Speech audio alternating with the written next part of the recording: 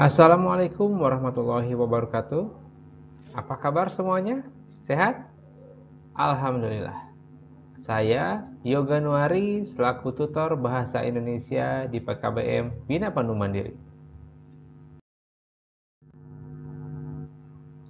Ya, tentunya kita sering melihat ya di sekitar kita, di RT RW, di desa, ya, sering melakukan suatu kegiatan.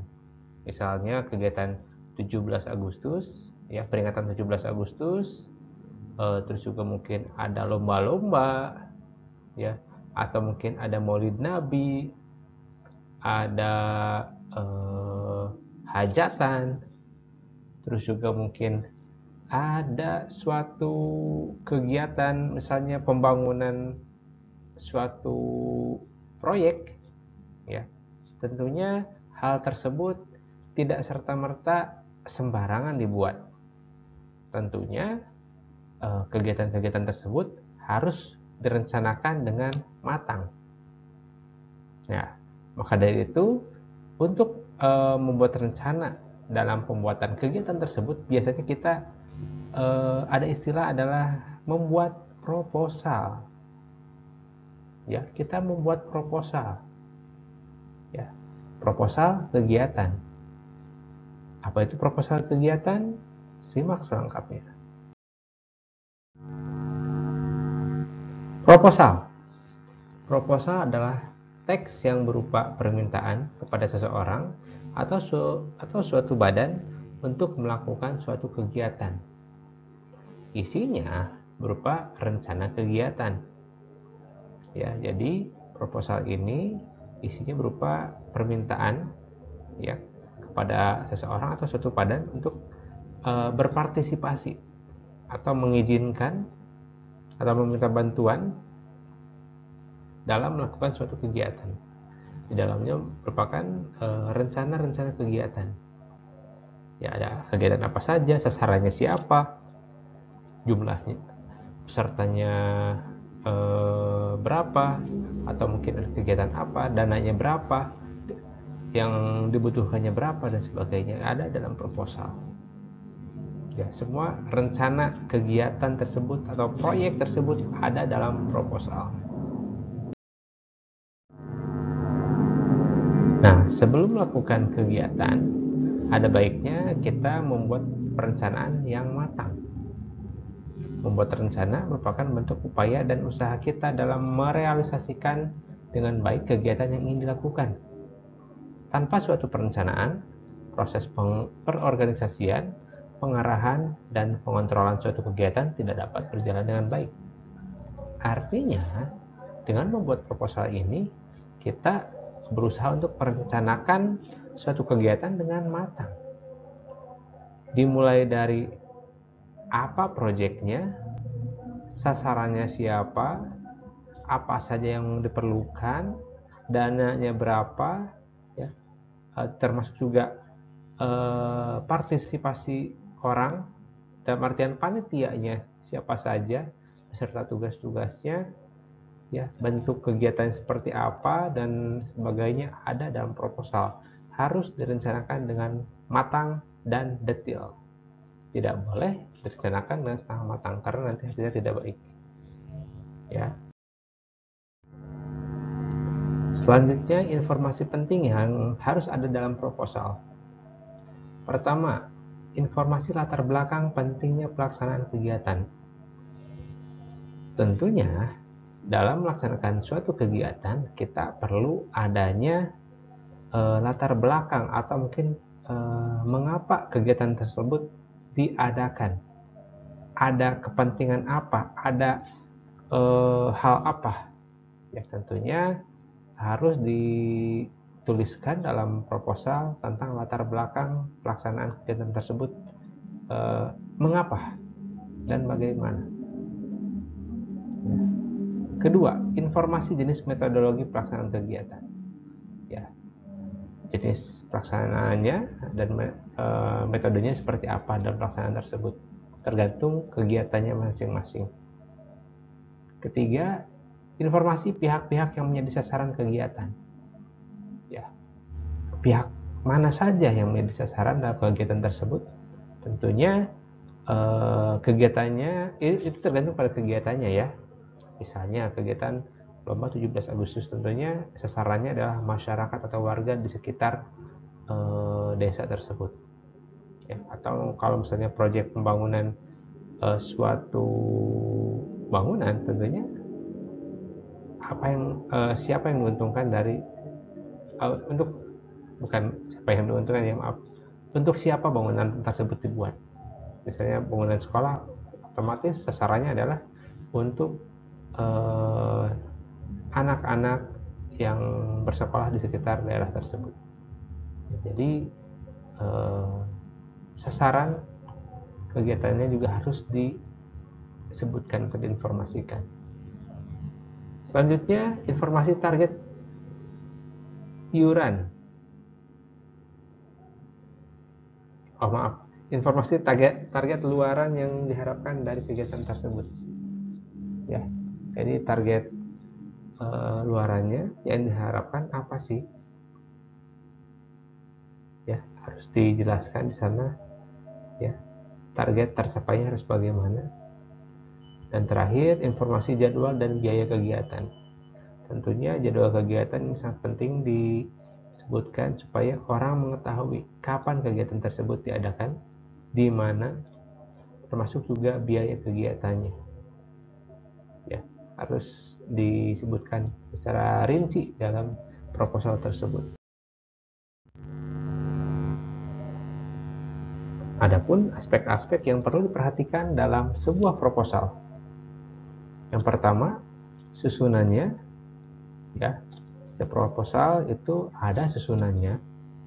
Ya, ada bab 1, bab 2, bab 3, ya, latar belakang dan seterusnya. Kedua, kelengkapannya. Setiap poin-poinnya harus lengkap.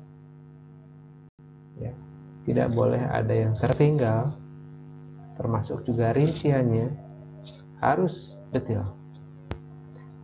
Ketiga, kepentingannya. Ya, kegiatan yang diadakan dalam proposal tersebut harus memiliki unsur kepentingan atau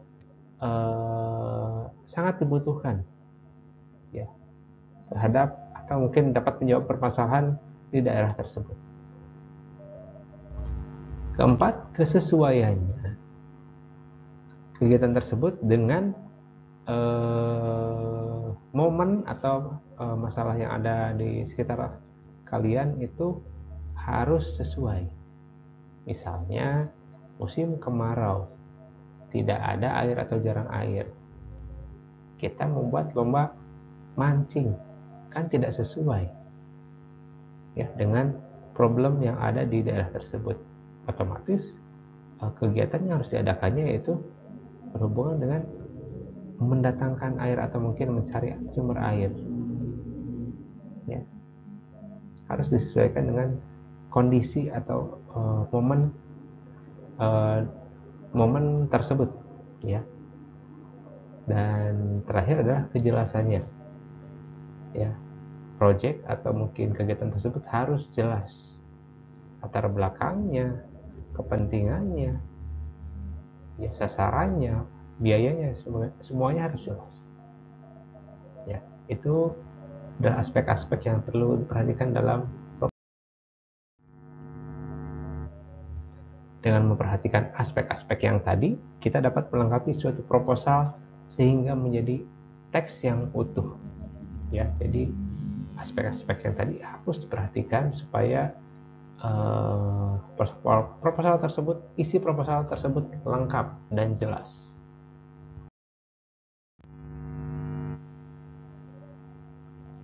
Adapun struktur proposal, yang pertama, pengenalan masalah atau kegiatan itu meliputi latar belakang, masalah atau tujuan diadakan kegiatan tersebut, ruang lingkup untuk siapa saja ya ruang lingkup itu atau sasarannya siapa saja, manfaat kegiatan, dan kerangka teori kegiatan.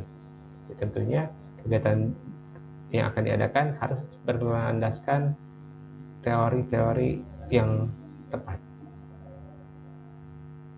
Selanjutnya ada prosedur penyelesaian masalah, meliputi pelaksanaan kegiatan, bagaimana pelaksanaannya, instrumen yang dibutuhkan, apa saja yang dibutuhkan selama kegiatan tersebut, ada juga lamanya waktu dan tempat pelaksanaan, ya, waktunya, kapan, berapa lama, termasuk tempatnya di mana, dan terakhir adalah anggaran kegiatan.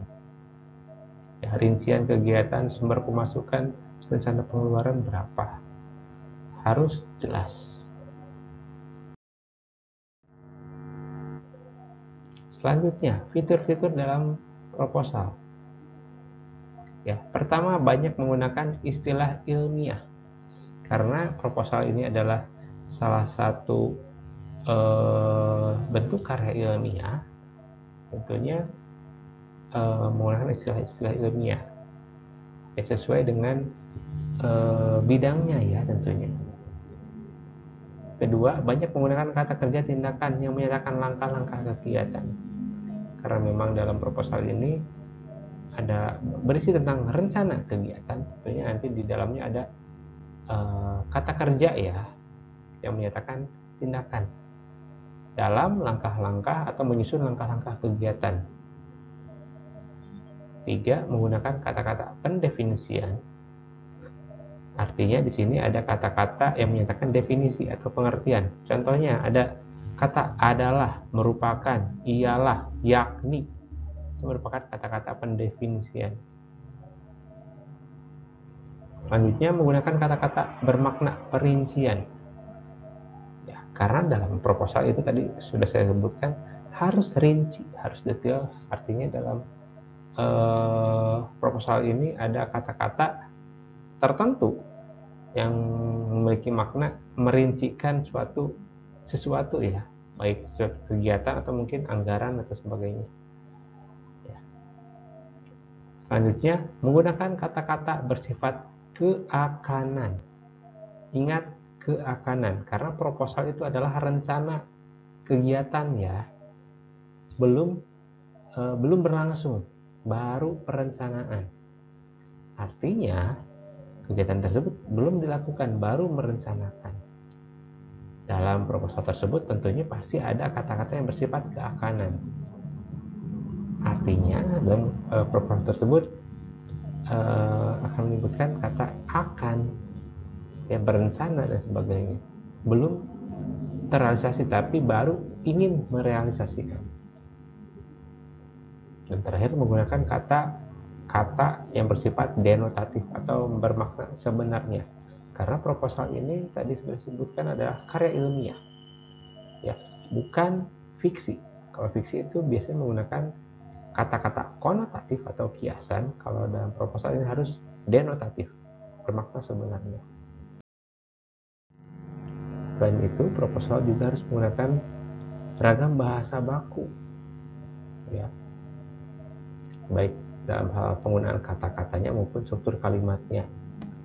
Ya, tadi sudah disebutkan karena memang ini ya jenis tulisan ilmiah. Ya, baku itu kata-kata yang resmi. Ya, tidak ada menggunakan kata-kata keseharian atau mungkin kata-kata slang atau kata-kata tidak baku. Ya, tidak ada. Nah, dalam penulisan latar belakang ya, harus berlandaskan fakta di lapangan dan dasar teori.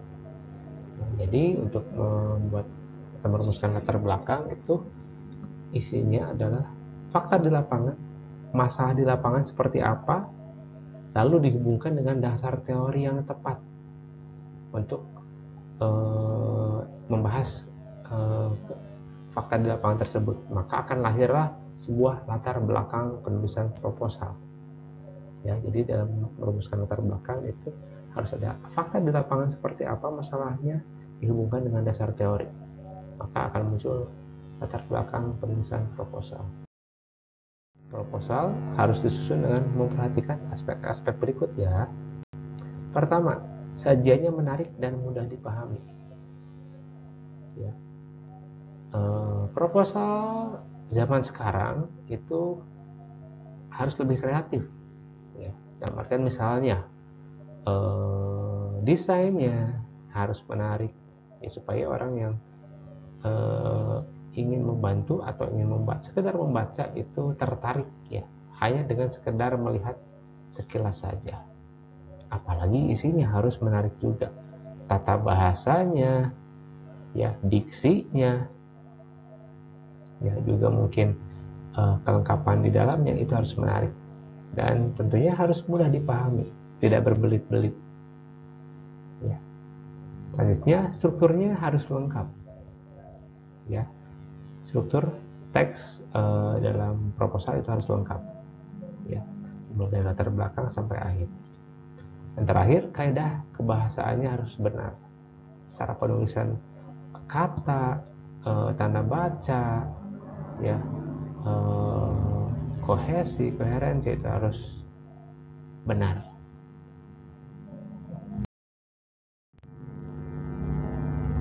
Proposal yang baik haruslah berkenaan dengan kepentingan umum dan dapat mengatasi suatu permasalahan. Ya, ini kalau kalian ingin membuat proposal, ingatlah kata-kata ini. Ya, harus berkenaan dengan kepentingan umum dan dapat mengatasi suatu permasalahan, bukan menambah permasalahan. Dan selesai. Terima kasih sudah menonton video ini. Mudah-mudahan ada manfaatnya bagi kita semua, dan kita bertemu lagi di video selanjutnya. Terima kasih. Wassalamualaikum warahmatullahi wabarakatuh.